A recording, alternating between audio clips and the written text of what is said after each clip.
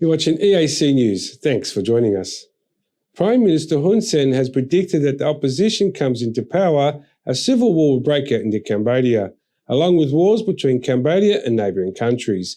He said this would happen because of two factors: a policy of confiscating property from the rich to give to the poor, and the declaration of getting back to the country's lost land. EAC News reporter Darshana Guchin has more.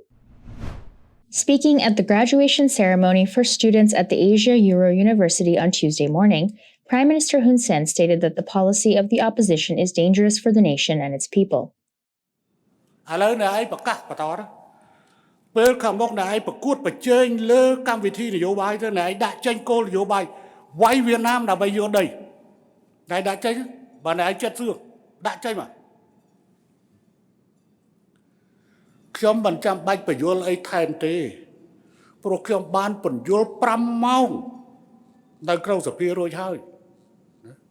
The Prime Minister stated that the territorial dispute between Cambodia and Vietnam has increased since the French colonial period, when France ceded Kampuchea Krom territory including Koh Tral or Phu Quoc Island to Vietnam, unrelated to the responsibilities of the current Cambodian government.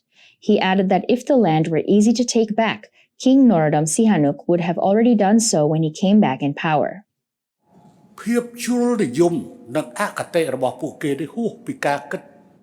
Vietnam ranks 28th in the world in terms of military powers.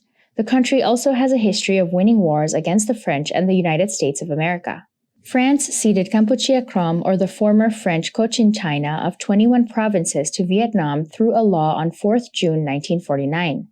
The Cambodia-Vietnam border issue, however, still remains a problem to this day.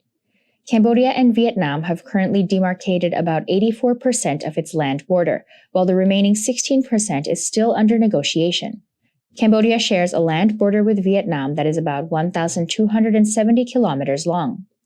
Prime Minister Hun Sen addressed the National Assembly on 9 August 2012, spending more than 5 hours explaining the Cambodia-Vietnam border issue, which dates back to the French colonial era, when there were no border posts at the time and only administrative borders.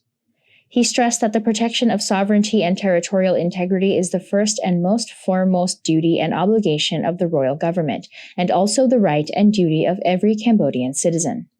Darshana Gauchan, EAC News.